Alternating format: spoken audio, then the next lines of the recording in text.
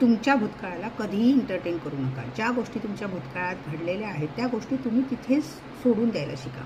कारण तुम्ही जेव्हा त्या गोष्टींना परत रिव्हिजिट करता, त्या गोष्टींवर परत चर्चा करता, त्यावेळी त्या गोष्टींची एनर्जी तुम्ही आपल्या वर्तमान काळात आणि भविष्य काळात ओढवून घेतात. तशाच गोष्टी तुमच्या वर्तमान काळात आणि भविष्य काळात परत परत घडू लागतात.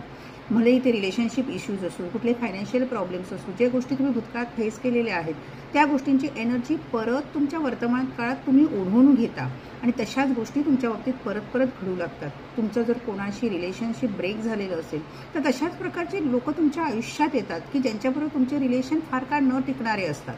तर ही एनर्जी तुम्ही स्वतःहून ओढवून घेता, कारण तुम्ही भूतकाळातल्या गोष्टींना परत परत जाऊन भेटता, त्याच्यावर चर्चा करता. त्यामुळे भूतकाळात ज्या गोष्टी घडलेल्या आहेत त्या गोष्टी तुमच्या बाबतीत घडणारच होतात. तुमचं ते कर्म होतं आणि ते कर्म तुमच्याकडनं तिथे फेडलं गेलेलं आहे असं म्हणा आणि पुढे चाला. लेट गो करायला शिका, तरच तुम्ही पॉझिटिव्ह एनर्जी घेऊन तुमचा फ्युचर बेस्ट करू शकता. तुम्हाला फ्युचरमध्ये काय हवं आहे हे एक्झॅक्ट आयडिया तुमच्या मनामध्ये तयार करा. तुमचे जे गोल आहे ते तुमच्या डायरीमध्ये लिहून ठेवा आणि त्याप्रमाणे ॲक्ट करायला सुरुवात करा.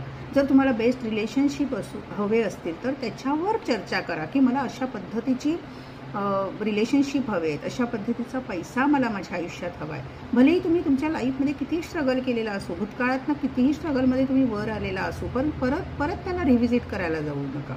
त्या गोष्टी घडल्या त्या तिथे सोडा आणि नवीन एनर्जीने तुमचा फ्युचर, तुमचा जो वर्तमान काळ आहे तो बेटर करायचा प्रयत्न करा. आणि हा बेटर तेव्हाच होईल जेव्हा तुम्ही भूतकाळाला तुमच्या लेट गो कराल.